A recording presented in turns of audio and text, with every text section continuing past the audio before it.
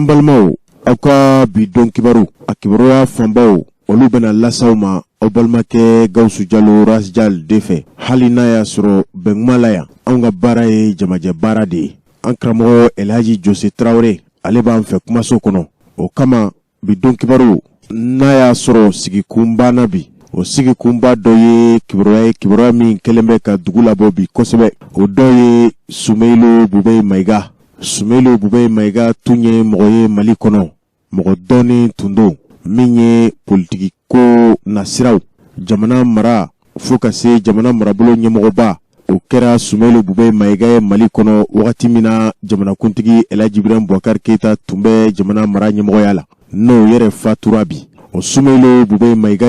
Alaye Aledeka Kalfa Minala, Hali Naya Soro, Kalfai Mbe Mina Wati Mina, Atumbe Malire Jusaria Matrafabau, Ane Kiri Koloshilibau, Oluka Marakono, Hali Naya Soro, Utunye Jendi Sumeilu Bube Maiga, Akaseka Bo Kata Furake, Jamanaere, Tonona Labtani Soba Mimbe Nuka Mako Clinic Pasteur, O Clinic Pasteuri, Ajirala Mado Fe, Ko Sumeilu Bube Maiga Tanyani Minkera, Ko segesegeli bolo de kan ka ke kadaka kuma munu fora ka jira ka fo Sumeilu Bube Maiga fatura minya yere fela ma ka korofola ko olu mani famu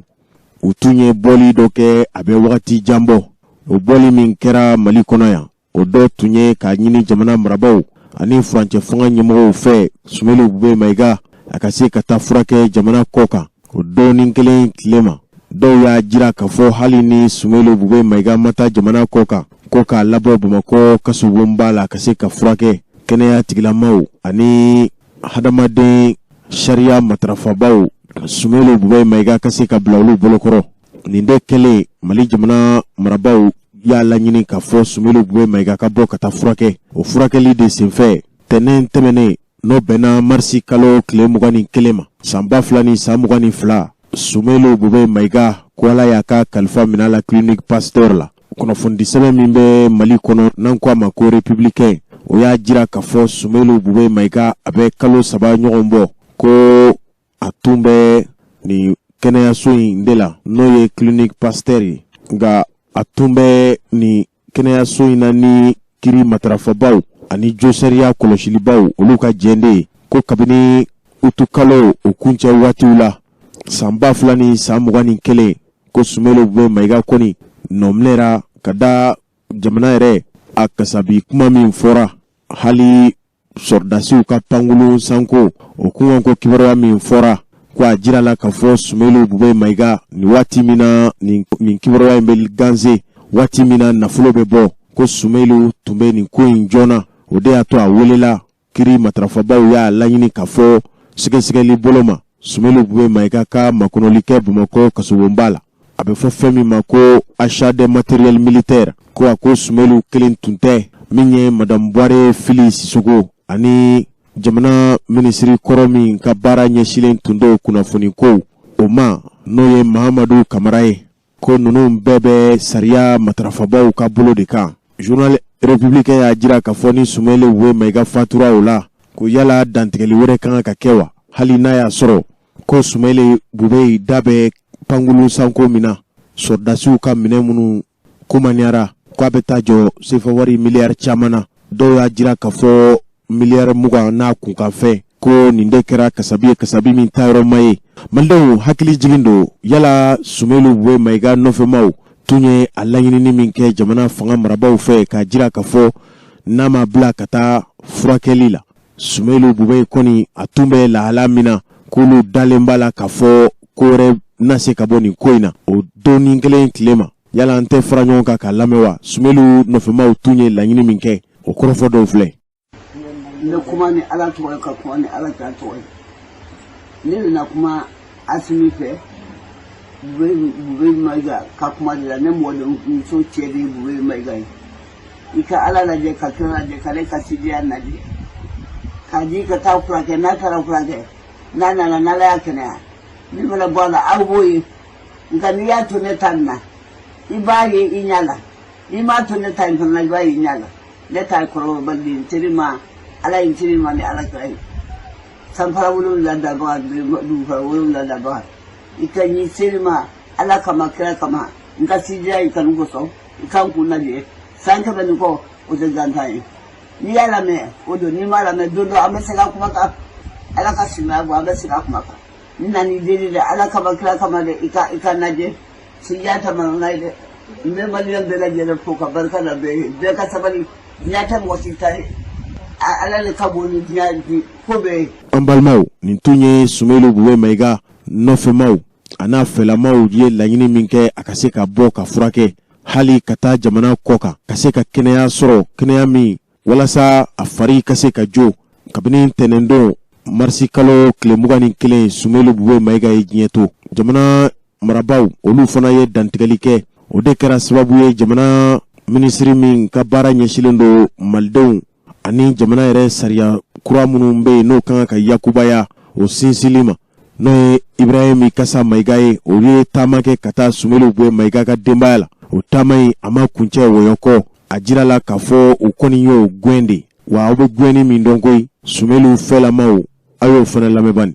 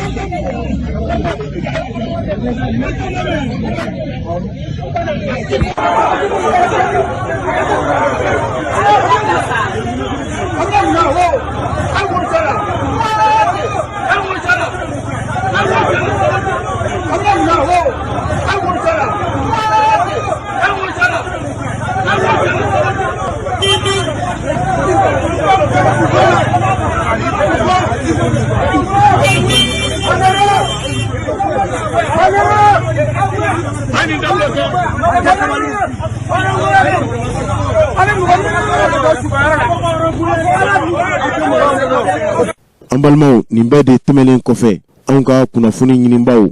u sera Sumailu jɛɲɔgɔnw a teriw hali a baaraɲɔgɔn minnu tun bɛ politiki sira fɛ ninnu bɛɛ lajɛlen dusukun kamikaminen de don bi u ye dantigɛli kɛ ɲininkali kɔfɛ ninnu ye dantigɛli min kɛ yala an tɛ fara ɲɔgɔn kan ko dantigɛli ninnu dɔw lamɛn wa. Ne ye Boubacar Traoré ye a bɛ fɔ ne ma ko Buba ne ye ASMA secrétaire général Katisaki n'a fɔra ko Bube ye ne hakili bɛ taa silamɛ la ne hakili bɛ taa hɔrɔn na ne hakili bɛ taa baarakɛla la ne hakili bɛ taa balima ɲuman na parce que an jɛra tɔn kɔnɔna la tɔnko bɔra yen nɔ an jɛra fɛnɛ balimaya la donc o kɔnɔna la an y'a ye mɔgɔ ɲɛnɛma de don baarakɛla don fasojɔla don donc surtout tɔn kɔnɔna la a y'an bila sira min kan o de ye ɲɔgɔn dɛmɛ o de ye parti yɛrɛ k'a kɛ parti africain pour la solidarité donc vraiment an ka lajɛ an ka ɲɔgɔn dɛmɛ an k'o caya an ka kow la kosɛbɛ parce que ale yɛrɛ ka hadamadenya kɛra o kan bon vraiment ni ye Bube yi fɔ a b'an hakili lajigin tout simplement mɔgɔ ɲɛnɛma la a b'an hakili lajigin silamɛ la o de ye défi ye anw kan ka jɛ ka min relever ɲɔgɔn fɛ an kɔni hakili b'a la k'a fɔ a y'an bila sira min kan a ye sira min tracer an bɛ ko bɛɛ kɛ yasa sira in kana tunu an bɛ ko bɛɛ kɛ yasa sira in kana tunu yasa jamana in bɛ dingɛ min kɔnɔ an ka se k'an tɛgɛ di ɲɔgɔn ma ka bɔ o dingɛ kɔnɔ yasa mɔgɔw bɛ se ka kɛ ɲɔgɔn fɛ yasa sinjiya ni balimaya ni kelenya ni ɲɔgɔn dɛmɛ bɛ se ka caya an ka dugu kɔnɔ cogo min na a yɛrɛ tun b'a fɔ a ka kuma la cogo min na k'an ka gɛrɛ maliyɛnw na an ka taa Mali fan bɛɛ fɛ an ka maliyɛnw ka problème dɔn an ka ɲini ka solution sɔrɔ o problème na ni Ala sɔnna a ma an bɛ baara kɛ n'o sira kelen ye ni Ala ma baasi wɛrɛ kɛ kumakuncɛ kuma ye min ye an bɛ a fɔ i n'a fɔ a yɛrɛ tun b'a kanu cogo min na min kɛlen filɛ nin ye a ma bɛn an si ma mais an b'a da Ala kan et nous restons positifs donc an bɛ ko o ko kɛ an b'a kɛ dugujɔ sira fɛ an b'a kɛ balimaya sira an b'a kɛ bɛn ni kelenya sira fɛ k'a ɲini maliyɛn bɛɛ fɛ silamɛ bɛɛ fɛ an ka duwawu kɛ Bube ye. Ni ye anw yɛrɛ ka dugu ta Kati, a misiri ka dɔgɔ, a ma tapi di misiri min kɔnɔna la. Anw yɛrɛ ka misiri dɔ bɛ yen Likezi, an tun mago bɛ dɛmɛ la yaasa misiri bɛ se k'a yɛrɛ dɛmɛ ni bitigiw ye cogo min na. A ye 5 millions de d'a ma an ka an yɛrɛ dɛmɛ o ko la. Ça veut dire que silamɛ kun don, a tun bɛ silamɛya baara kɛ waati bɛɛ lajɛlen kɔnɔna la. Donc a ɲini silamɛ bɛɛ fɛ, a ɲini maliyɛn bɛɛ fɛ, an bɛɛ lajɛlen ka yafa a ma, ka jɛ ka dugawu k'a ye. Ala ka badabada bali nɔgɔya. Lula, alhamdulillah rabbil alamin. Ala kan ni sahaba bɛɛ, Ala kan ni sahaba bɛɛ, Ala kan kɛ ɲuman fɔbaga ye, Ala kana kɛ tiɲɛlibaga ye. Alhamdulillah masa min y'an da ka bi dɔnba yira n na. Jɔn bɛ dafɛn de. Bube Mayiga ne y'a sɔrɔ Musa Bala Kulubali sababu la, o bɛɛ bɛ kiyama bi.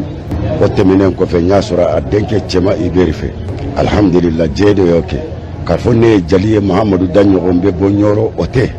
Jɛ de don ani kanu. I ni maa dɔ bɛ jɛ, a b'i nafa, a b'i nafa. Dɔ laban mana se, i fana ka miiri, i ka miiri ka taasi. Karisa ne n'a jɛra a ye ɲuman dɔ kɛ n ye, k'a ta kunun na ka na bila bi la. Bube ye ɲumankɛla de, Musa Bala Kulubali ye ɲumankɛla de. U ye ɲuman de kɛ ne ye. Ɲuman tɛ dogo. N'i y'a dogo hadamadenw na Ala kɔni bɔra a kalama. Bube ye cɛ ye, cɛ jɔlen don. Bube ye maa ye, a bɛ Mali dɔn, a bɛ Mali kunun dɔn, a b'a bi dɔn, a b'a sini dɔn. Min y'a sɔrɔ latigɛ dɔn, an b'a di Alahu Taala de ma. Masa o masa, n'i ye ka seedi ko de kɛ Maliba in kɔnɔ, don dɔ la cɛw de bɛ wuli nɔfɛ. Don dɔ la cɛw de bɛ wuli nɔfɛ. Cɛw bɛ wuli nɔfɛ mun kama? I ka jamana jɔ, i ka hɔrɔnya, i ka danbe, i ka kɛta, i ka fɔta. N'i y'o don jamana kɔnɔ, i ka du kɔnɔ, kabila kɔnɔ, i bɛ kɛ cɛ ye. Bube ye o cɛw de ye. Arahamani min y'a d'a ma, o Arahamani kelen de tilala ka miniji dɔgɔya. A denkɛ fɔlɔ taara, an y'an janaja kɛ. A ma Bube bɔ a ka hɔrɔnya kɔnɔ, a ma bɔ a ka silamɛya kɔnɔ. Bube ni maa o maa jɛra, a t'i kɔrɔfɔ, a tɛ sɔn i ka maa kɔrɔfɔ a ɲɛ na. O cɛ de don, o ladiriya b'a la, o fɔnnasiriya b'a la. Ɲuman fana de ka wusa ni fɔnnasiriya ye. Parce que ni ɲuman kɛ dɔrɔn, a bɛ mɛn, a bɛ taa Ala bara. N'i bɛ fɔnnasiriya la, u b'a fɔ ko de b'a bolo, fɛn de b'a bolo. Ɲuman ni fɔnnasiriya tɛ kelen ye dɛ. Fɔnnasiriya ye de ko bɛ n bolo n b'a di mɔgɔw ma. Ani n bɛ ɲuman kɛ kelen tɛ. Bube ye ɲumankɛla de, fɔnnasiriya nana ka na fara o kan, hinɛ nana ka na fara o kan, barika y'o sɔrɔ yen. Ko n'i y'a daminɛ ni barika, a bɛ laban ni barika de. Bube de ta ɲɛna, an minnu bɛ ɲɛnamaya kɔnɔ, a ye ɲuman min kɛ, an k'a ka ɲuman segin a ma. An b'a ɲini Alahu Taala fɛ, bana o, saya o, Ala k'a bɛɛ k'a ma lafiya ye. Ala ka barika da ko la, Ala ka barika da ko la, Ala ka ko ba sabati, Ala ka ko ba sabati. An n'a bɛ taa jɛ min na, kiyama don, Ala k'an bɛ da lajɛ ka kalimati sahada sabati an ninkun kan n'o la ilaha illallah Muhammadu abdu wa rasulullah sallallahu alaihi wasallam. Ne tɛ se k'a ka ɲuman bɛɛ fɔ k'a fɔ a ye min kɛ ne a ye min kɛ mɔgɔ wɛrɛ n tɛ se k'a fɔ ka ban, mais n bɛ hakilinata fɔ. Hakili ye jɔn de, n bɛ se ka fili komi n tɛ se ka fili. N yafara bolo diɲɛ na, n yafara bolo lahara. A ye min kɛ n ye n b'a ɲini Alahu Taala fɛ, Ala k'a k'a ma ɲuman ɲini nɛɛma ye silamɛ su bɛɛ lajɛlen, su kɔrɔlen su kɔrɔ o, Ala ka yafa k'u bɛɛ ye. An yɛrɛ bɛ sini de dɔn maa kɔnɔ wa, bi to in na de wa, maa si tɛ kɛ Ala ye k'o dɔn. Ne n'a ye ɲɔgɔn dɔn minnu sababu la, Ala k'u ko sabati, Ala ka barika dɔ nɔnɔ olu kɔ ma. Ni bɛ bɔ diɲɛ na don min, ni alisilamɛ bɛɛ lajɛlen, a k'a sɔrɔ an ni Ala bɛ ɲɔgɔn bolo. Kuma man nɔgɔ, ko fɛn min bɛ tiɲɛ o ye kuma ye, fɛn min bɛ ɲɛ o ye kuma ye. Ala k'an kisi nɛnkun tɔɔrɔ ma, Ala k'an kisi nɛnkun tɔɔrɔ ma, Ala k'an ka kɛtaw, Ala ka yafa ma. An bangebaga cɛman n'u musomanw, Mali Ala ka Mali basigi, Mali Ala ka Mali basigi. Fitina min bɛ Mali kɔnɔ an y'a di Alahu Taala ma, gɛlɛya min bɛ Mali kɔnɔ an y'a di Alahu Taala ma. Maa tɛ se k'a ban, fanga tɛ se k'a ban dɛ, mais Alahu Taala bɛ se k'a ban. Salli ala Mahamadu. N'i ye kuma fɔ min digira mɔgɔw la, a ka yafa ma. Bube ka ɲuman kɔni bɛ fɔ, o diyara maa min ye o ma diya maa min ye. Bube ka ɲuman bɛ fɔ de, dan tɛ ɲuman kɛ la, dan tɛ ɲuman na, dan tɛ a ka baara kɛtaw fana na. Min y'a sɔrɔ an bɛ Alahu Taala deli, ya Rabbi Ala k'a k'a ma lafiya ye,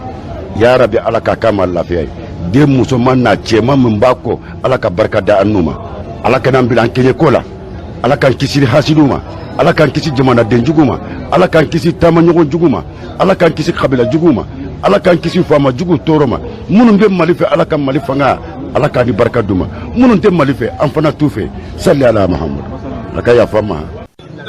Tout d'abord an bɛ bɛɛ lajɛlen fo ka bɛɛ lajɛlen waleɲuman dɔn komi bɛɛ bɛ min kalama a fɔ ko bon ko Ala la jarabi dɔ ye anw sɔrɔ n'o ye anw ka président n'o ye anw ka mentor ye n'o ye anw ɲɛ jɔyɔrɔ ye ko Ala y'a minɛ an na an bɛ Ala fo ka Ala barikada parce que ni Ala ye fɛn o fɛn kɛ jɔn ni se t'a la ale de b'a dɔn a y'a kɛ kun min na an bɛ dugawu kɛ su ye Ala k'a dayɔrɔ suma Ala ka yen fisaya ma ni yan ye anw yɛrɛ minnu b'a kɔ Ala k'anw sɔn hakili la Ala k'anw sɔn fanga la Ala ka anw sɔn limaniya la o tɛmɛnen kɔ ka bɔ yen nɔ an bɛ maliyɛn bɛɛ lajɛlen fo danti foli min na parce que adamaden n'i ye mɔgɔ wɛrɛ ye i kungo la o sara t'i bolo o sara bɛ Ala de bolo ka Sumelu to nin na a kanubagaw tun bɛ yen u ka ca c'est vrai mais bi Ala kɛlen k'a minɛ an na an ye kanubagaw wɛrɛ ye hali an jigi tɛ minnu kan minnu y'an wele ka foli kɛ minnu ye ŋaniya ta ka foli kɛ an ka folimajɔ bi u bɛɛ lajɛlen ye k'u ni ce u yɛrɛ ye k'u ye min kɛ a kɛra Ala ɲɛna o kɔfɛ kuma tɛ anw da bi tant que ni su ma don anw tɛ kuma anw kɛlen don k'a to Ala ma mais ko bɛɛ lajɛlen kɛra Ala ɲɛna ka Sumelu minɛ ka n'a bila a fatu don na a ma dogo maliyɛn na a ma dogo maliyɛn na i bɛ se k'a fɔ ma da nin na de ou bien n y'a ye mais ma da la mais k'a fɔ k'a dogo de la i ye nkalon tigɛ an ma foyi dogo Ala de y'an bɛɛ lajɛlen seere ye mɔgɔ ye diɲɛ kuma bɛɛ fɔ anw ma yan a ka minɛ an sɔnna an ma jigin u la adamaden ni tɛ min dɔn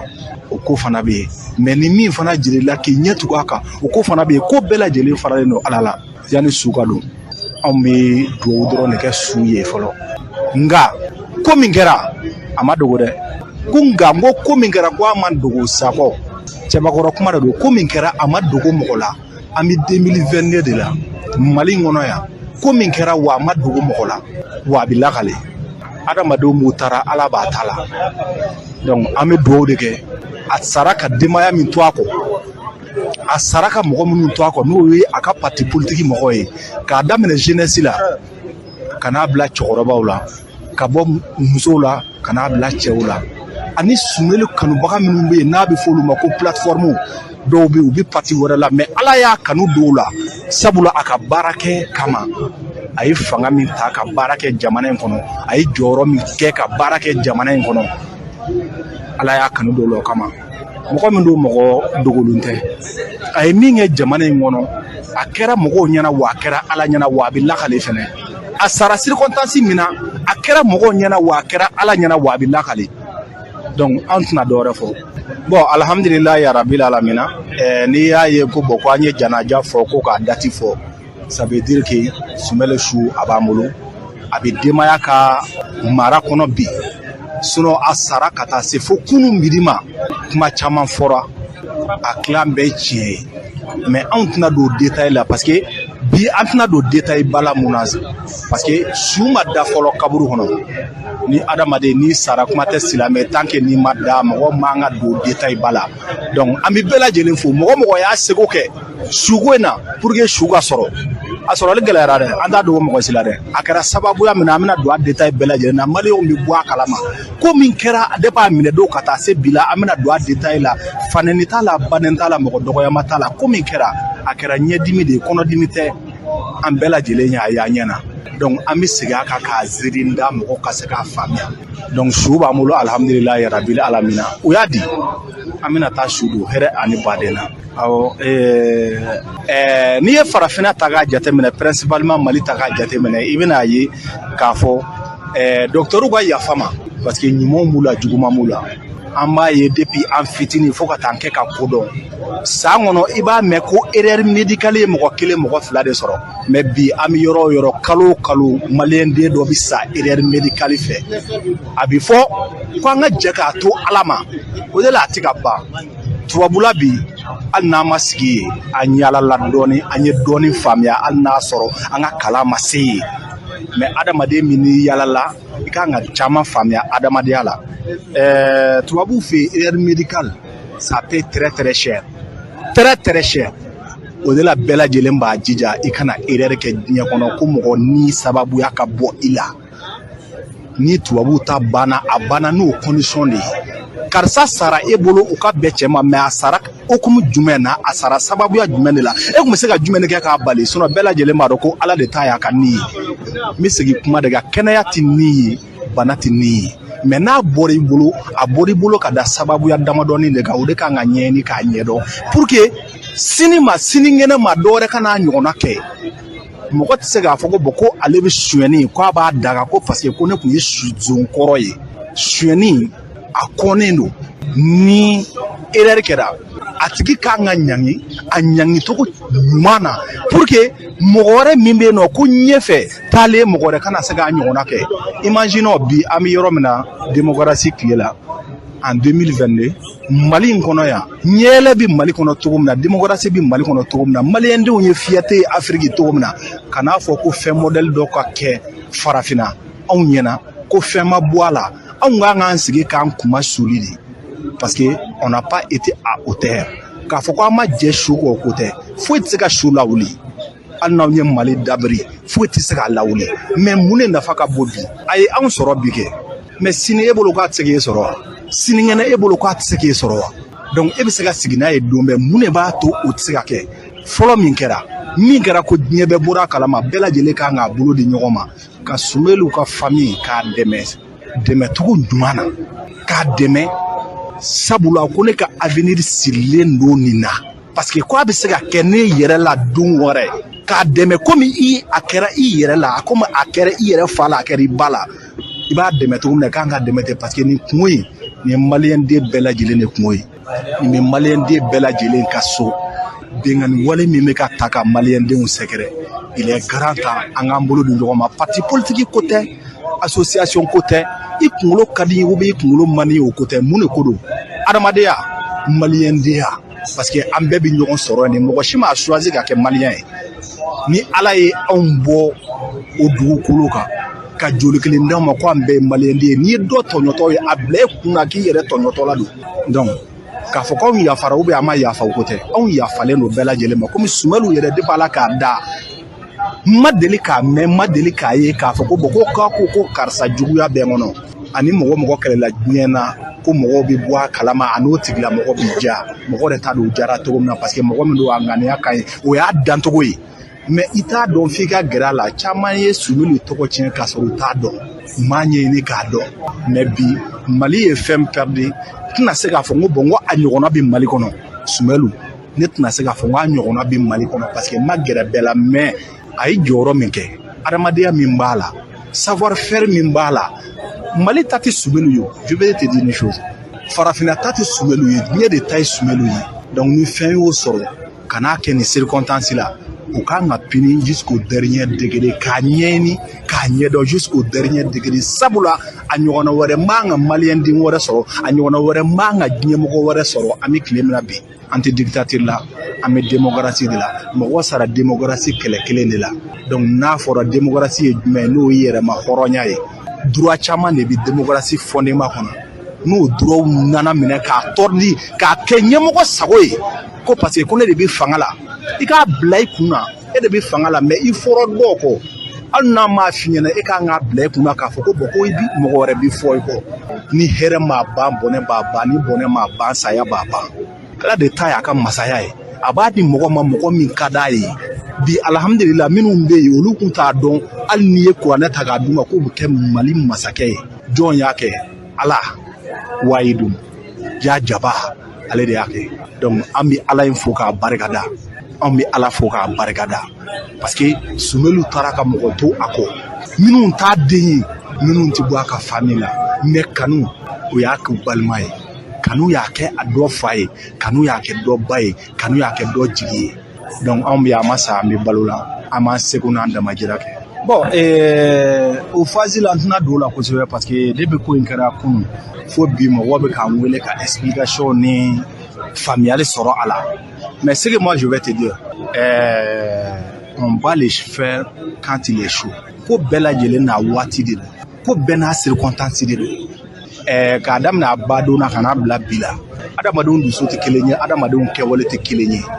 an bɛ circonstance dɔ de kɔnɔ bi dusu taalen no ka hakili to o ma sɔrɔ dɔwɛrɛ fɛ o sɔrɔla sababuya caman fɛ ne t'a fɔ gouvernement ma ko a kana na ou bien a kana na olu de kan k'a lajɛ hɔrɔnya ni danbeya la ne kan ka ne jɔ yanni Sumɛli su ka don ko ne bɛ yafa deli wa maliyɛn de don ko mun ɲɔgɔnna o ne tɛna don détail la k'a fɔ n jo b'a la ou bien n jo t'a la ça me concerne pas mais an bɛ yɔrɔ min na bi ko kɛra circonstance min na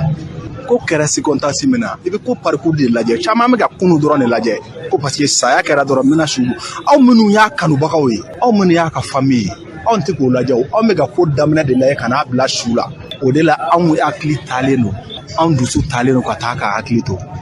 o kana jigin an na fɛnɛ erreur bɛ bɛɛ lajɛlen sɔrɔ i y'a faamuya erreur bɛ bɛɛ lajɛlen sɔrɔ mais ni min b'a faamuya ne bolo o tigi k'a faamuya k'a fɔ ko bɛɛ lajɛlen n'a waatiya don adamadenya kɔnɔ adamaden kan ka ko min kɛ i kan ka ko min fɔ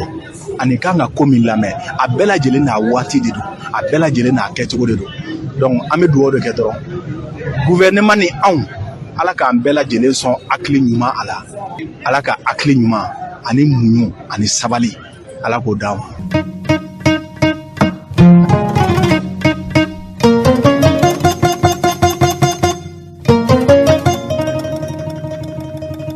An balimaw ka kɛɲɛ ni Faransi kaw ka jamana ɲɛmɔgɔ ye kibaruya min ganse u yɛrɛw tɔgɔ la kunnafoni bondaso minnu tun bɛ laseli kɛ Mali kɔnɔ n'o dɔ ye France 24 ani Radio France Internationale jamana kuntigi Asimi n'a baaraɲɔgɔnw y'a laɲinini min kɛ k'a fɔ olu ka baara ka ɲɔngiri Mali kɔnɔ ka dɔw ka kuma fɔta kan ko nin kuma in fɔlen de Faransi jamana marabaw olu y'a jira k'a fɔ Mali ye baara min kɛ ko wele tugu wɛrɛ tɛ nin na dansago wale kɔ o dansago wale kunkanko kibaruya min fɔra Faransi jamana ɲɛmɔgɔ Emmanuel Macron fɛ nin ko in ye dabalibanko kɛ nin ko in ye maa caman dabali ban ka d'a kan waati ni dɔrɔn hali a ma mɛn Rusi jamana marabaw tɔgɔ la kunnafoni caribondaso min tun bɛ Faransi a jira la k'a fɔ Faransi jamana ɲɛmɔgɔw fana tun y'a laɲini k'a fɔ o kunnafoni di so in a ka gɛn ka bɔ Faransi jamana kan ka d'a ka kibaruya gansetaw kan ko a bɛ kibaruya min ganse o tɛ kibaruya wɛrɛ ye ka se ka Rusi jamana k'o mankutu nin bɛɛ de senfɛ an balimaw Elhaji Jose Traoré b'an fɛ kumaso kɔnɔ yala a ye mun faamu karamɔgɔ nin ko in Emmanuel Macron ka nin ko in hali n'a y'a sɔrɔ kunun don kibaru kɛnɛ kan e kɔni ye caman fɔ yala bi hakilina wɛrɛw bɛ yen wa an bɛ se ka min fara nin ko in kan ka kɛ somɔgɔ sama ye. Ne yɛrɛ Jose kɔni ne tun sigilen don ka min makɔnɔ o ye ka bere da Burkina kun f'u ka ɲini kalo 36 in kɔ nka o ma kɛ dɛ o ma kɛ a nana ye k'a fɔ kalo 36 in CEDEAO ko bi ɲɛ an sɔn mu ma e ka nin lajɛ bani ni jɔnmaya de ka ɲɛsin an ka jamana ma ni bɛnsɛngɔniya de ka ɲɛsin Mali ma ni jɔnmaya ni bɛnsɛngɔniya min u t'a fɛ Mali k'a yɛrɛ sɔrɔ fiyewu ne kɔni hakili la k'a fɔ a ma kɛ cogo o cogo ni Burkina jamana lajɛ Burkina yɔrɔ fitinin dɔrɔn de bɛ min minɛlen don pɔpalikɛlaw fɛ hali n'a kɛra Mali ta ɲɔgɔnna ye aw ko kalo 36 aw sɔnn'o ma aw ko aw tɛ sɔn ni Mali ye kabako kunnafoni lase bondaso dɔw olu ye ɲɛfɔli kɛ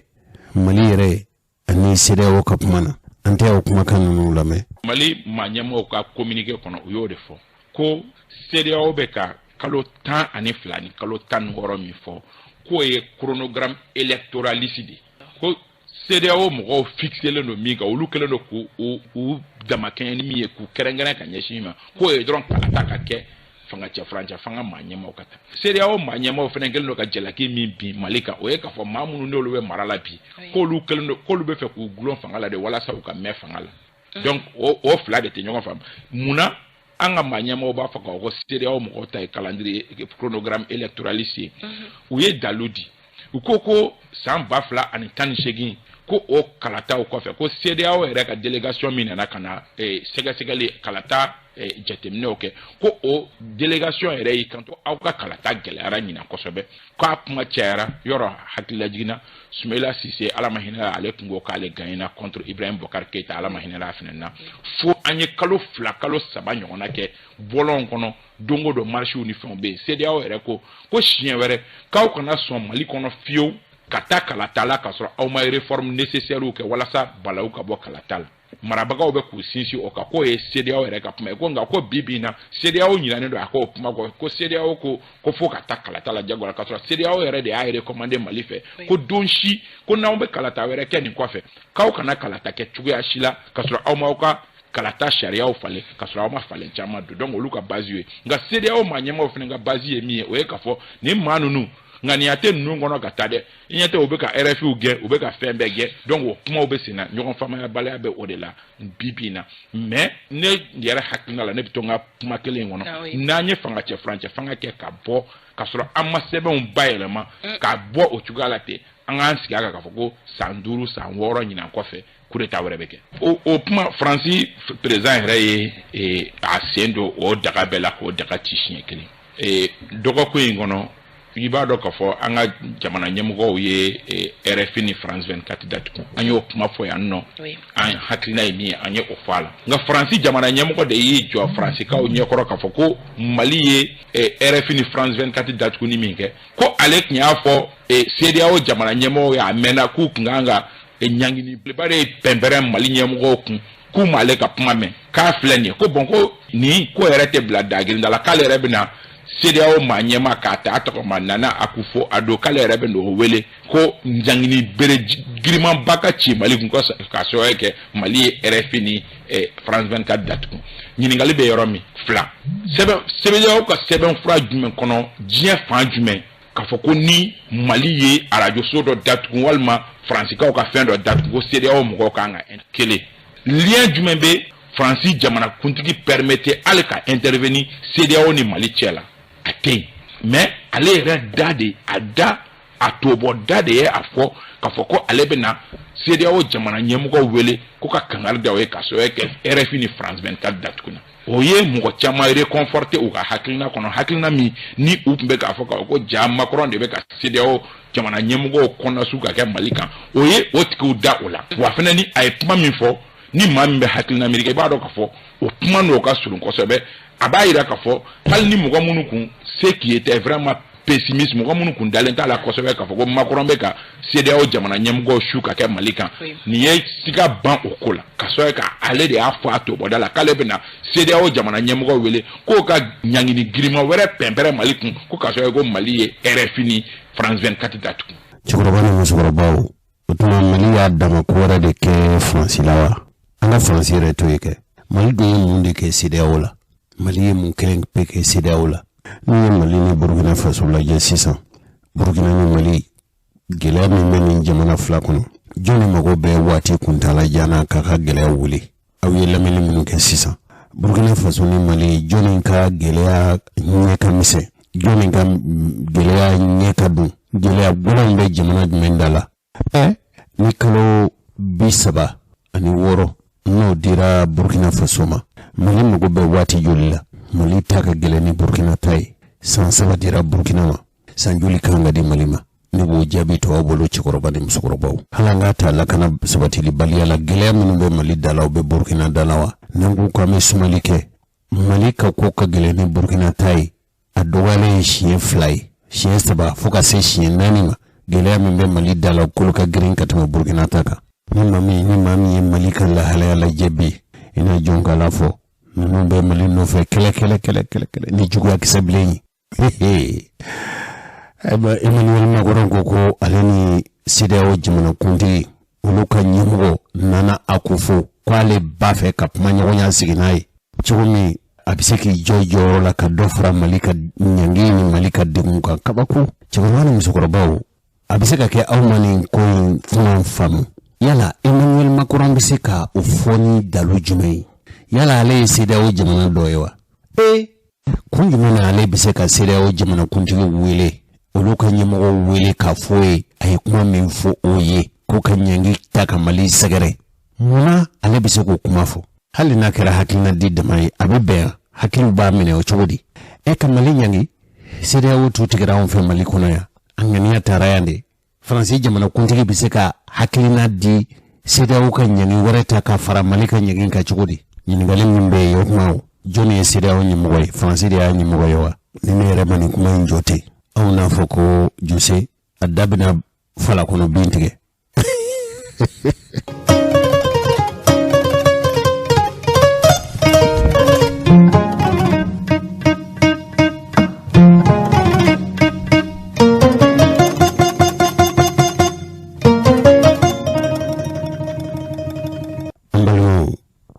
tɛmɛnen n'o bɛna marisikalo tile 22 a su fɛ kita donda la polisi kɔlɔsilikɛla finitigi kɔlɔsilikɛla minnu bɛ yen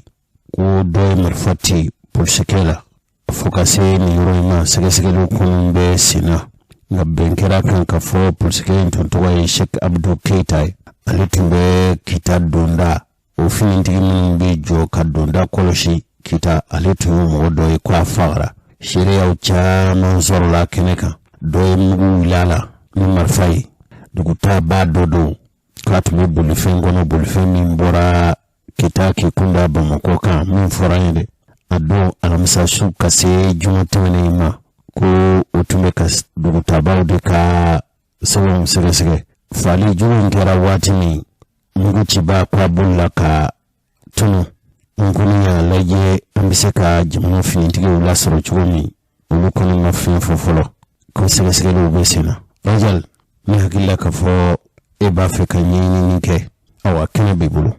karamɔgɔ Jose an bɛ lamɛnbagaw fo ka bɛnkuma lamɛnbagaw radio La Voix de baramuso n'a baaraɲɔgɔnw an b'u bɛɛ fo sɔgɔmada in na i ye kita kibaruya min fɔ sisan nɔ i b'a dɔn ni kita fɔra kita ye ŋaraw ka dugu de ye seko ni dɔnko tigilamaw an bɛ se k'a fɔ yɛrɛ kita ye tunkaraw ka dugu de ye kita tun degelen tɛ ko min na nin wagati laban ninnu na an bɛ k'a mɛn k'a fɔ ko de bɛ ka kɛ kita mɔgɔ fagaw suyɛniw ani atakiw mɛ n bɛna kuma dɔ f'i ye i b'a dɔn a bɛ wagati jan bɔ kita sigibaw hali minnu bɛ kita cɛci n'i bɔra Bamakɔ ka se kita n'i ma fili a man ka tɛmɛ kilo 100 ni kilo 65 kan n'i bɔra kita sisan k'i b'i kunda Manbiri kan o ye dugu min ni duguba don ani kita cɛ bɛ kilo 35 bɔ yen sira de la lakanabaga minnu bɛ sigi yen ka se ka mɔgɔw lakana u ka taa ni ka segin ka sabati a ka dɔgɔ mɔgɔ la mɔgɔ min bɛ nin sira in matarafa k'o tigilamɔgɔ dɔw ma deli k'i dama kasi ni lakanabagaw ye Jose y'a kɛ togo o togo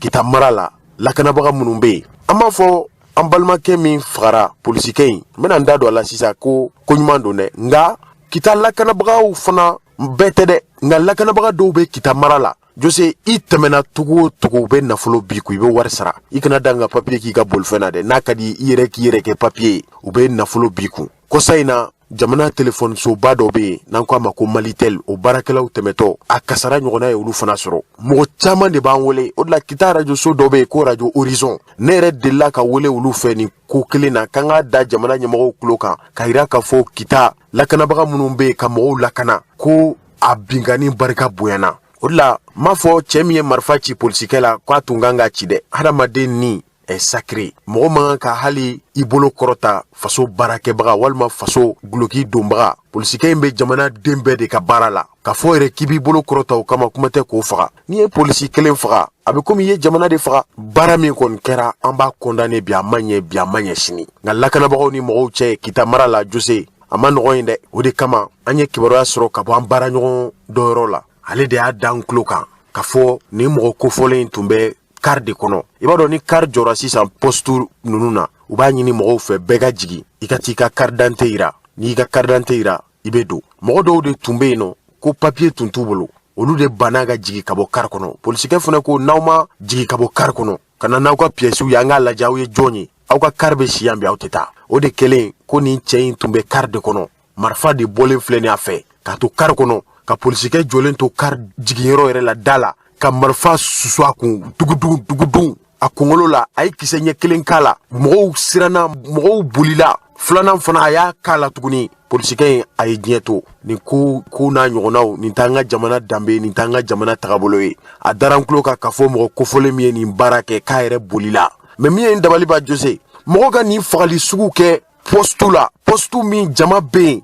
lakanabagaw be yen postu yɛrɛ bɛ ɲini ka na yɛlɛma ka kɛ sugu ye ka ni polisikɛ in faga kita ka tila ka boli ko donna tu la mɔgɔ ma se k'o minɛ jose nin ne dabali ban dɛ a ma fɔ an ye k'a donna mobili kɔnɔ a ma fɔ an ye k'a ye moto ta mais k'a bolila ko mɔgɔ ma se k'o ye vraiment nin ko in ye ne dabali ban o la u y'a fɔ ko polisikɛ in fagara wagati min na ko gendarme dɔ ye marifa ci sanfɛ o b'a yira k'a fɔ polisikɛ fagayɔrɔ la lakanabaga dɔw bɔra kalama o de la jamana ɲɛmɔgɔw kan ka an ka cɛsiri minnu bɛ poste ninnu na k'u ka baara kɔlɔsi u bolo dɛ jose a poste de péage caman bɛ yen i bɛ taa sɔrɔ lakanabagaw bɛ sunɔgɔ la walima i bɛ taa sɔrɔ u bɛ Facebook kan i bɛ taa sɔrɔ yɛrɛ lakanabaga kan ka bonya ni fini mun ye u b'u ka finiw de bɔ ka débardeurs don anw bɛ voyager Mali kɔnɔ an b'a dɔn donc disposition caman de kan ka ta ko min kɛra kita vraiment enquête bɛ sen na an tɛna an da don a bɛɛ la a kɔni man ɲɛ lakanabaga bɔnɛni a nin na o ye kojuguba de ye jamana ma nin tɛ hɛrɛ ye dɛ nin tɛ hɛrɛ ye an kɔni bɛ ko in bila sariyatigiw ka bolo kan komi enquête dayɛlɛnna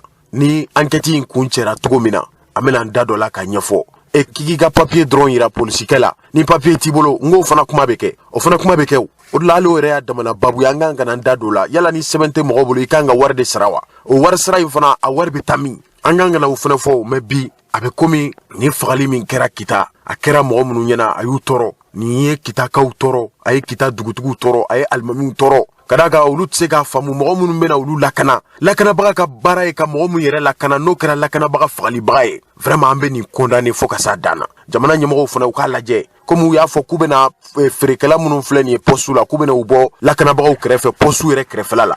jose poste bɛ yɔrɔ jumɛn ni feerekɛlaw sigilen tɛ yen u ka mesure ɲɛnamaw ta sa o ye mesure ye taa ɲamana dɔrɔn n'i bɛ bɔ Bamako da fɛ i b'a dɔn k'i bɛ ka bɔ Bamako da fɛ de n'i sera Bamako bɔda la i bɛ don duguba fɛn o fɛn kɔnɔ Segu lajɛ e ni ne ma taa Kucala an tatɔ Kucala Segu an m'an jɔ Segu péage la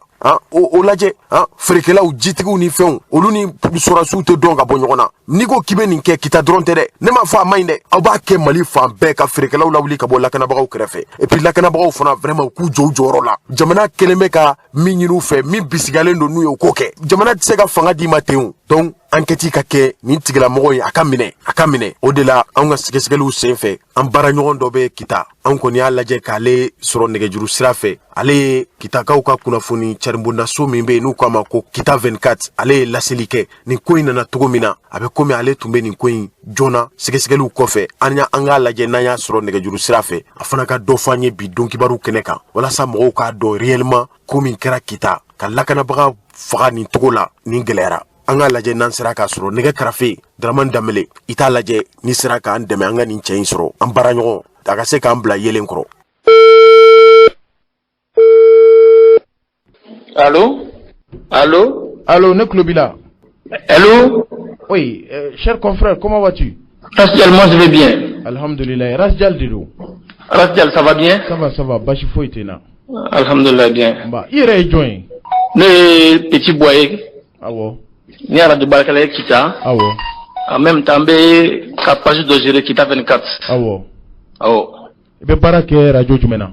Kita radio Sofolo, radio Kuruka. Radio Kuruka. O de Kita radio Sofolo ya. Awo. Alhamdulillah. Nego.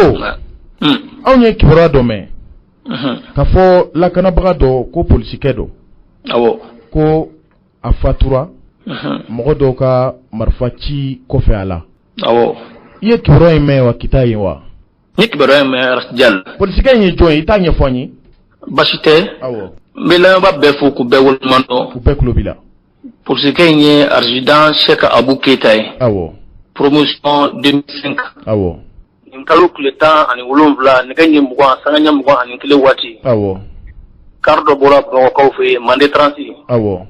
A selen tuma min na poste la komi Dakar ko contrôle bɛ kɛ. Awɔ.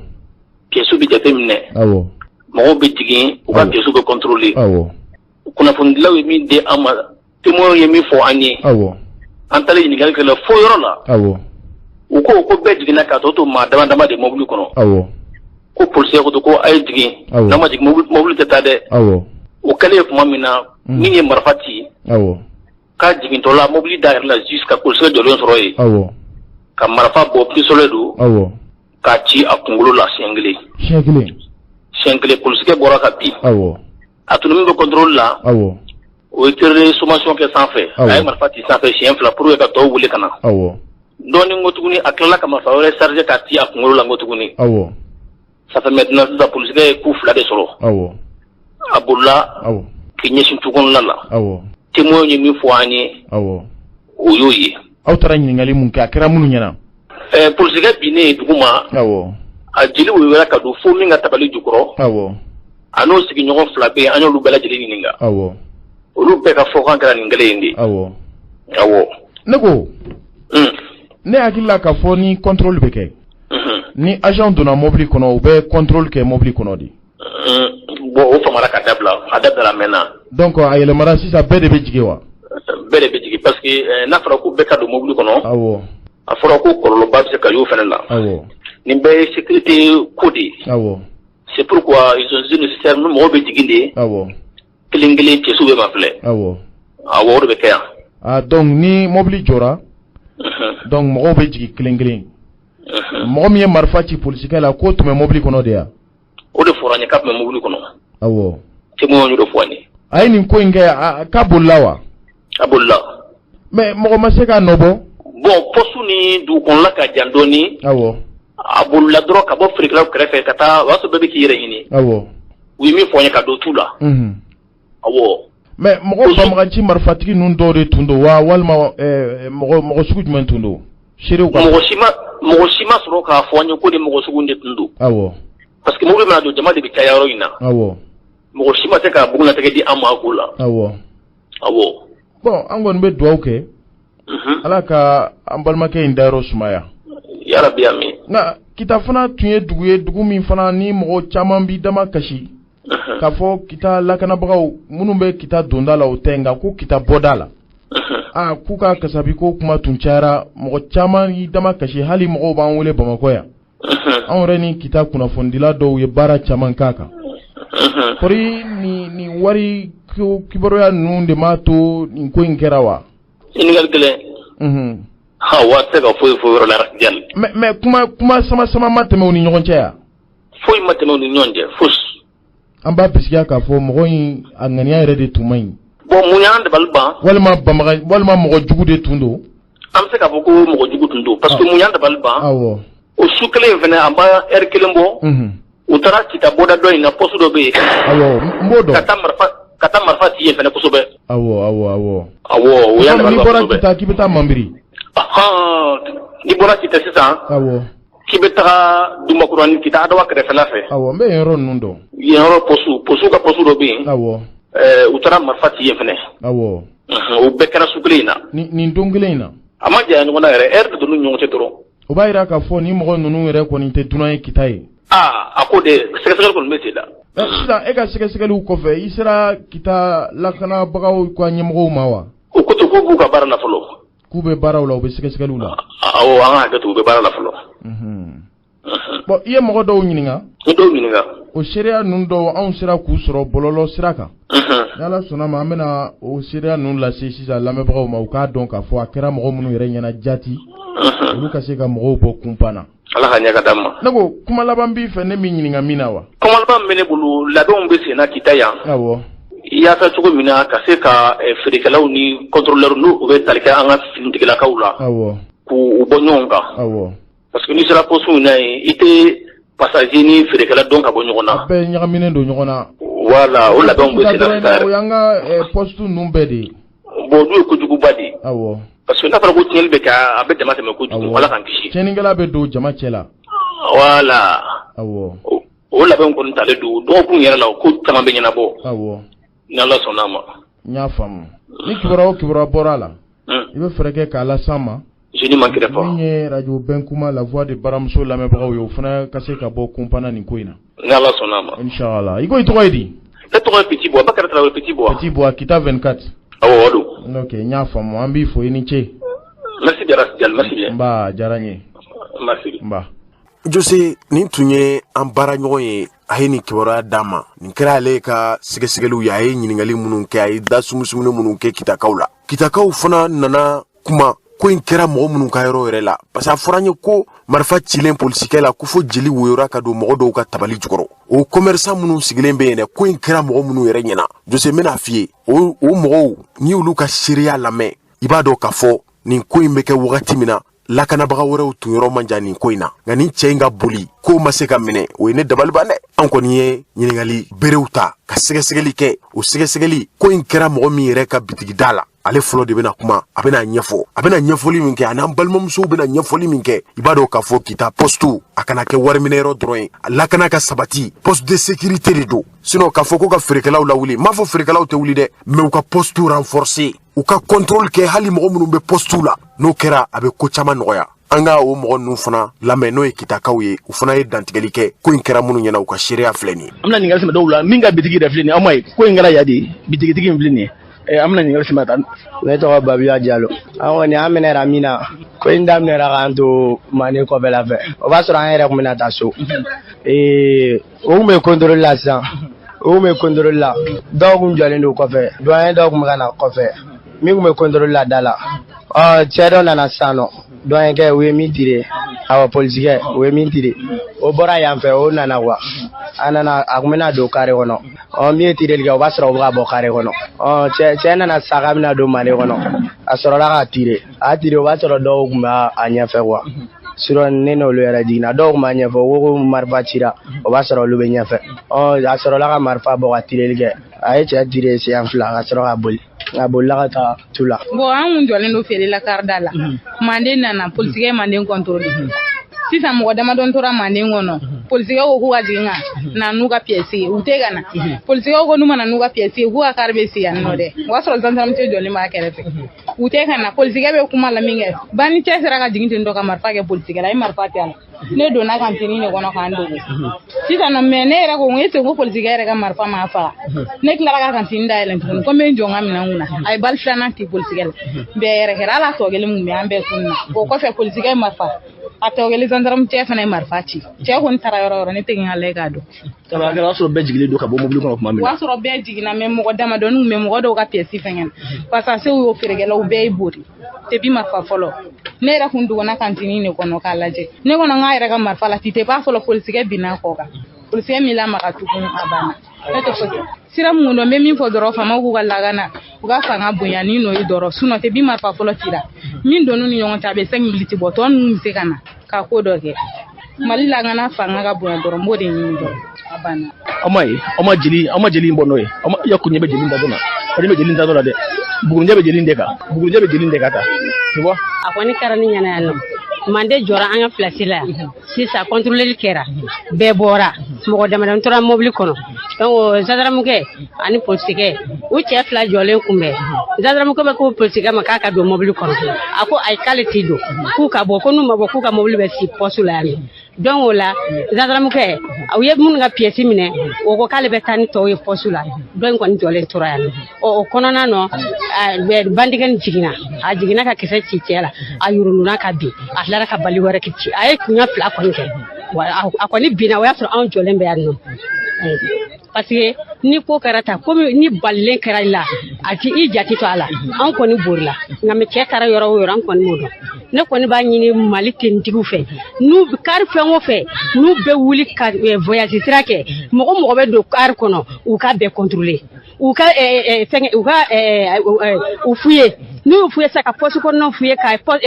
sɛgiw f'u ye ni maramafɛn tɛ min kun u b'o bila u bɛ don ni maramafɛn yer'i kun o kɔni kɔrɔ b'a yira ko o ye e sigilamɔgɔ ye min bɛ ne fɛ k'o fɔ tenitigiw kɔni ɲɛna ani Mali autorités ɲɛna o y'o le an b'a ɲini Ala ni Alakira fɛ an ka tenitigiw kɔni k'u cɛsiri pour que ni ɲɔgɔnna wɛrɛ kana kɛ poste na yan nɔ ne k'a laɲini de y'o ye.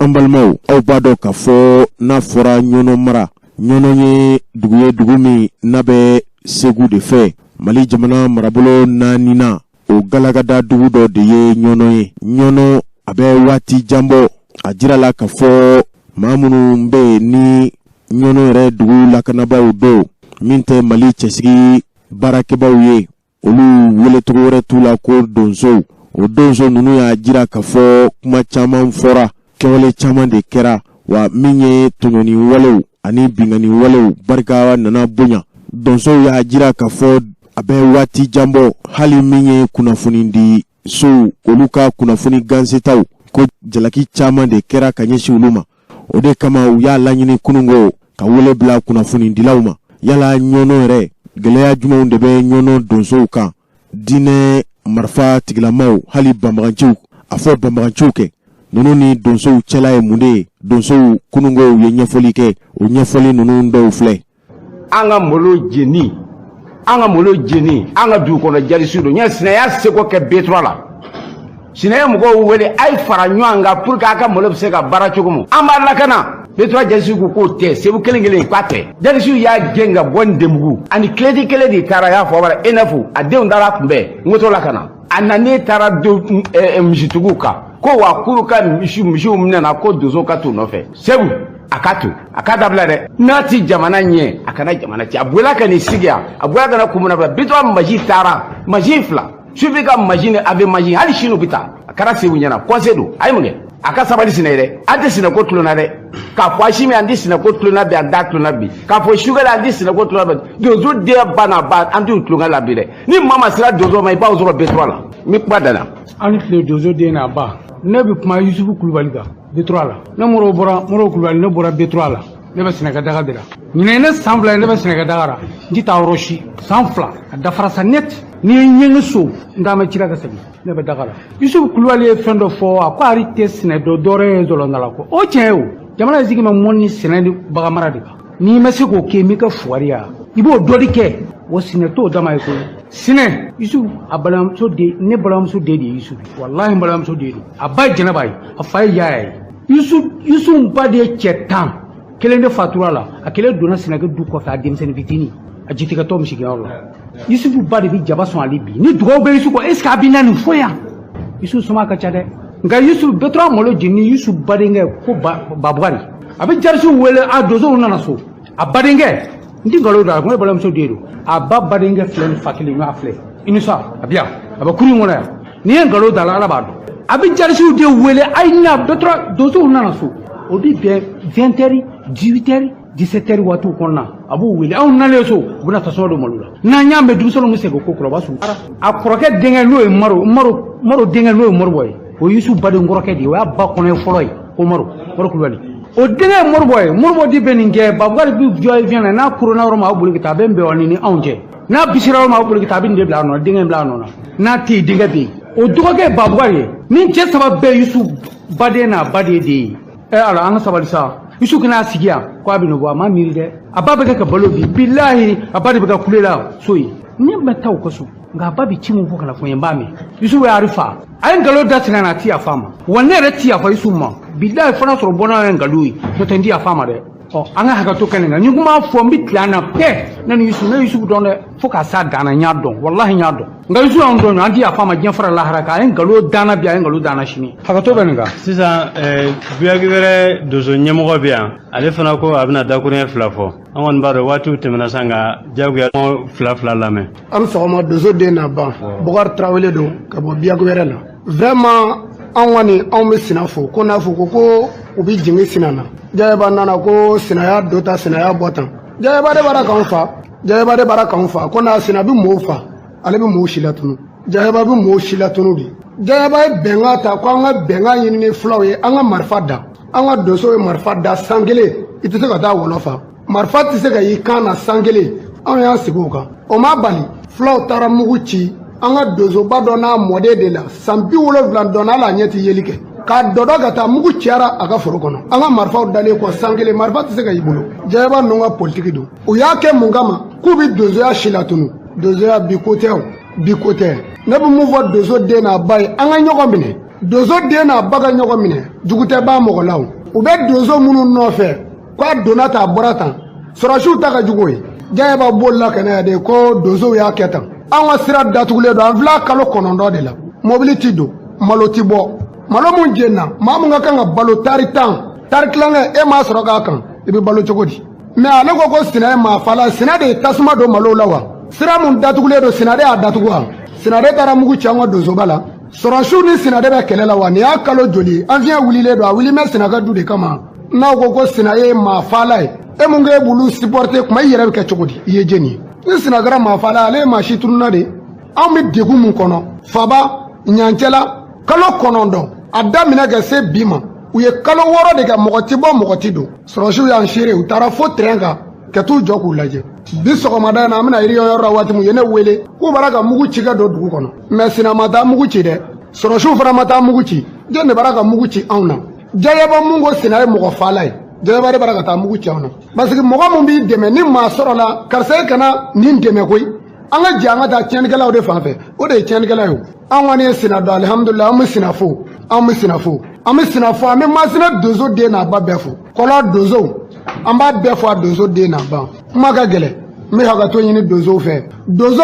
a ye ɲɔgɔn minɛ Donso a ye ɲɔgɔn minɛ Jayaba bɛ mun nɔ o ye Donsoya dabiri ye ale tɛ se limɛri don a kun bɔra a tɛ se an bɛ diɲɛ ɲini faamaw fɛ u k'a kɛ Ala n'Ala kira kama u k'u kɔfilɛ an na an ka sira minnu datugu mɛ se tɛ minnu ye minnu bananen don u k'an dɛmɛ n'o tɛ Jayaba ninnu ta in ko tɛ an mɛn'o na sa o n bɛ yafama deli jama fɛ n bɛ bɔ kuma na yan ne bɛ da yan nɔ. Awa Donso den n'a ba an b'a fɛ ka ko in kun cɛ mais Donsoba bɔra ka yɔrɔnin dɔ fɔ sisan ne yɛrɛ b'o kalama sɔrɔsiw taara ɲɔnɔ CSRF la ka taa dɔgɔtɔrɔ 2 ta médecin yɛrɛ de don koyi ka taa n'u ye o don balo fana b'u kunna ka taa n'a ye Faba ka taa di Fabakaw ma u y'a sɔrɔ mɔgɔw bɛ yen nɔ hali u tɛ se ka taama kɔngɔ fɛ dɔgɔtɔrɔ minnu taara la kelen tɔgɔ ye Jibril Sise a bɛ ɲɔnɔ CSRF la docteur don donc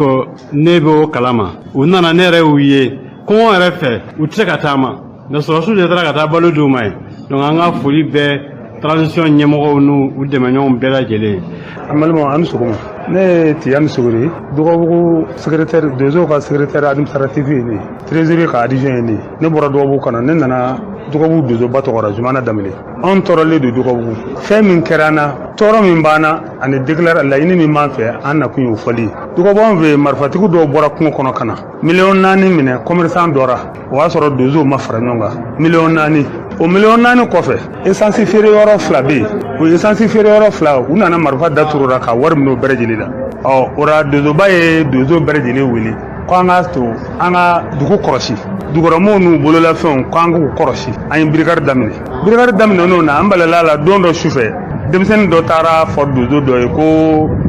marifatigi dɔw bɛ so kɔnɔ ko maa 6 bɛ so dɔ kɔnɔ o petini min taara yɔrɔ jɛra Donsokɛ la Donsokɛ taara k'a bɛ taa yɔrɔ lajɛ directement marifatigi ninnu ye Donsokɛ tirer Donsokɛ fana y'o tirer ala ka kɛra petini min yɛrɛ taara un certain terminé il est du bolibana karoden don marifakisɛ y'a minɛ a bɛ na a ma dɔn joona yɛrɛ bon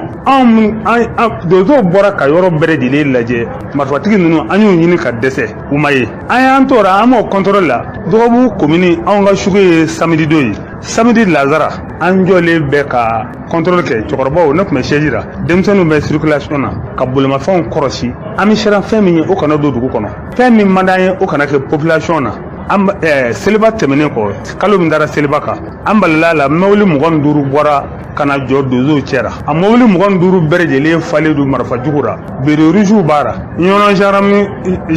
gendarmerie ani marakala gendarmerie bere rouge dɔ ye kan dɔ k'ale nakun tɛ marifa minɛ ye gendarme ko Donso denmisɛnninw ka marifaw di k'u ka marifaw di u k'u tɛ se ka marifa di discussion gɛlɛyara denmisɛnninw ko aw bɛ ka ordre dɔ labato an yɛrɛw nakun ye an bɛ ka baara min kɛ ɲɛmaabaw na an yɛrɛw b'an ka ɲɛmaa informer Donso denmisɛnnin ye Dɔgɔbugu Donso kuntigi Zumana Danbele u ye téléphone ci a ma k'a fɔ a ye ko agent dɔw nana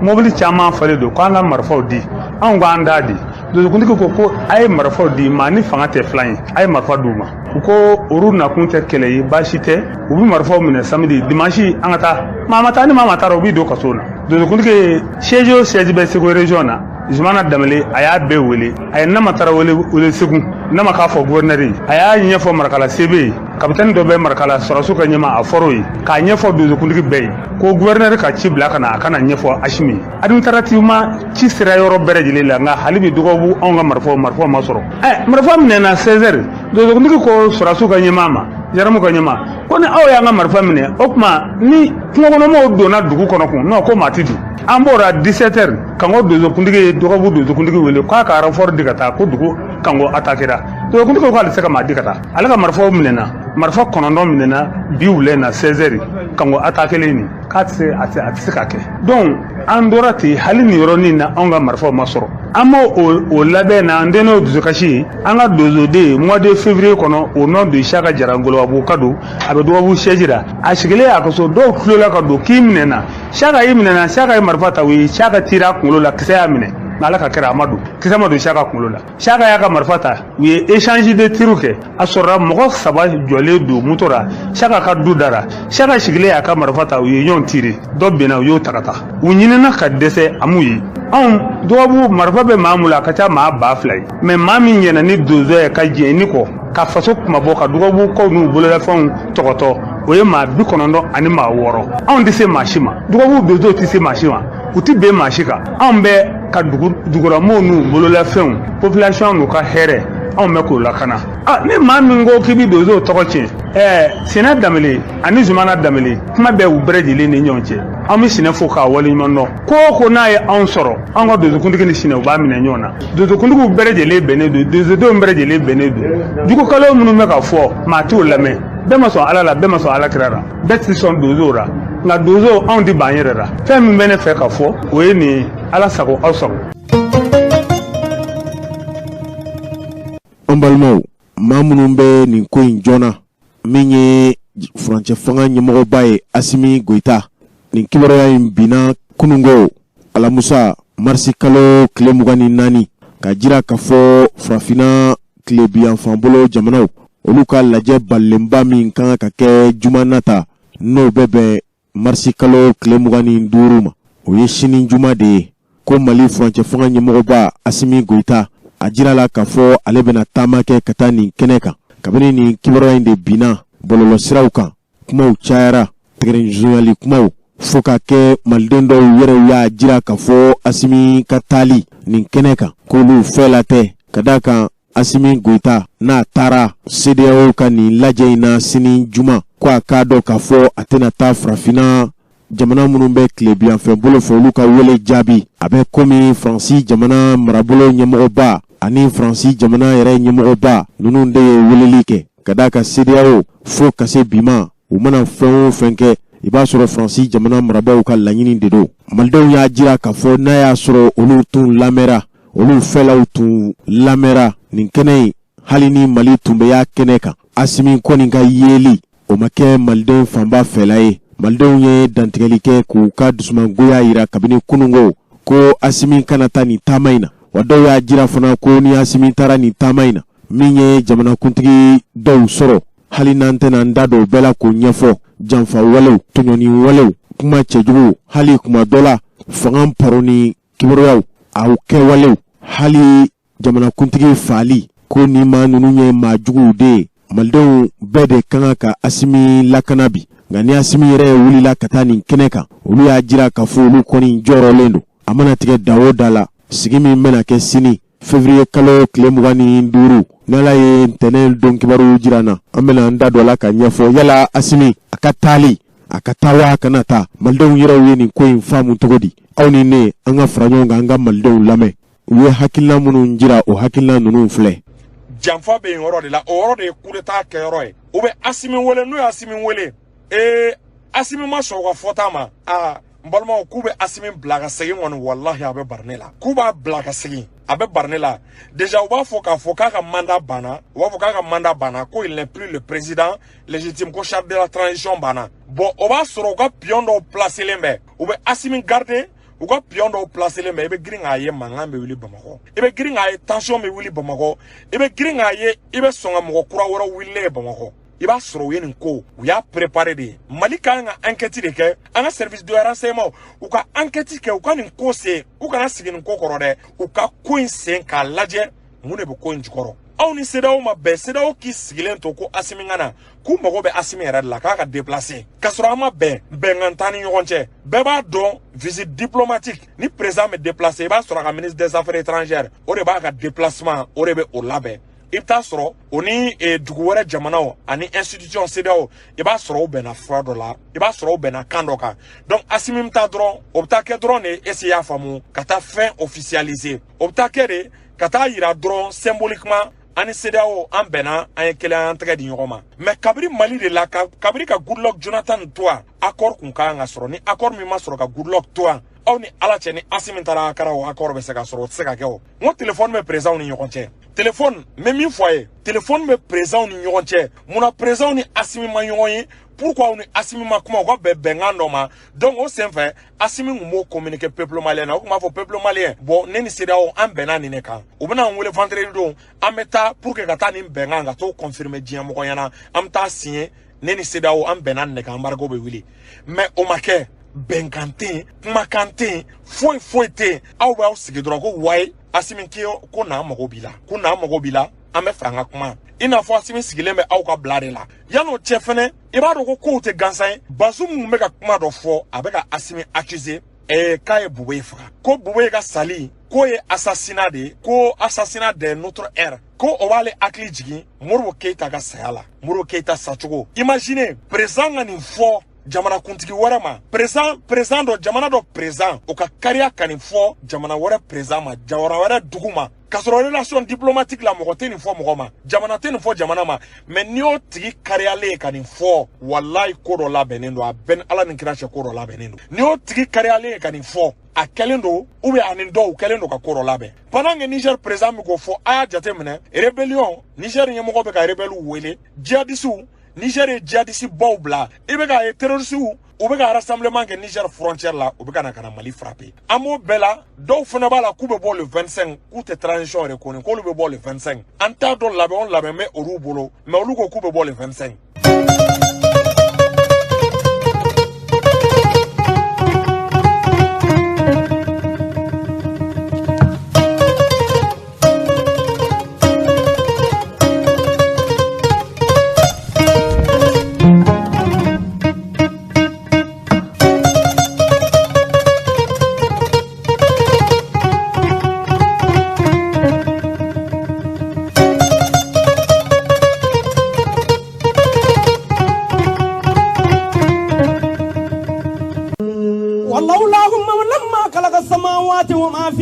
ولولاه محمد لما خلق الجنة وما فيها ولولاه محمد لما خلق القرآن وما فيها ولولاه محمد لما خلق السماوات ولا الأرض ولا الكرسي ولا الجنة ولا لوح ولا قمر ولا قرآن ولا العرش ولا ولا ولا ولا ولا ولا Balmao a fɔlɔfɔlɔ ye fɛn min ye o de ye ka fɔ imura sera kaban sabu an bɛ kalo min na mɔgɔ b'a fɛ ka taa Jose Traoré fɛ ni waati in kɔni tɛmɛna kaban an bɛna sunkalo makɔnɔ an bɛna o de makɔnɔ sa ala k'a nɔgɔya ala ka taali ka segin ala k'a nɔgɔya minnu garijɛgɛ donna la ala k'u ka imura ala k'a minɛ o ye ala k'an bɛɛ lajɛlen garijɛgɛ heji ani imura la heji baara kɔni o bɛ senna balimakɛ Jose Traoré jigiya ɲuman maa o maa b'a fɛ ka taa a y'a to ɲinɛ an ka labɛnw sabati joona sabu ɲinɛ heji ko a kumaw bi sɔn ka caya dɔɔni nka mɔgɔkɔrɔ minnu bɛ yen n'olu y'u tɔgɔ sɛbɛn ni coronavirus y'a sɔrɔ olu ma se ka taa n'u kɔni labɛnnen don Jose Traoré fɛ an b'a ɲini ala fɛ ala ka ɲinɛ ta ala k'a nɔgɔya ala k'an wele ɲinɛ sa ka taa iji kɛ ka segin nka yann'o cɛ imura taali sunkalo makɔnɔ na o fana baaraw daminɛna hali maa min b'a fɛ ka taa sunkalo makɔnɔ na kabili sisan o bɛ se ka Jose Traoré wele 76 06 60 66 76 06 60 66 wala 66 06 60 66. An balimaw nin de bɛ dansiri kɛ an ka bi dɔn kibaru la dɔn kibaru min n'a lasera aw ma aw balimakɛ Elhaji Jose Traoré ani Gawusu Jalo Rasjal an tun bɛ dɔn kibaru lasela radio bɛnkuma de kan an bɛ baramuso baarakɛla bɛɛ lajɛlen fo ka jira k'a fɔ bi alamusa donya in marisi kalo tile 24 ni nɛgɛ kaɲa 15 dalan gosi la radio baramuso ale ka san 2 ɲɛnajɛw o baara de bɛ anw ka kumabon da la bi o kama a ɲininen bɛ malidenw fɛ aw bɛ yɔrɔ yɔrɔ n'aw bɛ se ka wuli kajɔ min kɛ nin ko in na nin tɛ Jose ko ye nin tɛ Rasjal ko ye hali nin tɛ Modibo Jalo ko ye nin ye de kunnafoni gansebaw ni kunnafoni dilaw u ka baara ka se ka ja dɔw la bi nɛgɛ kaɲa 15 waati o ɲɔgɔn kunbɛba de bɛna boloda bi Samaya radio baramuso yɛrɛ a jabala o da la an bɛ bi dɔn kibaru ye an b'a kuncɛ nin kan ni ala ye waati wɛrɛw jira na an bɛna kibaru wɛrɛw las'aw ma inshallah.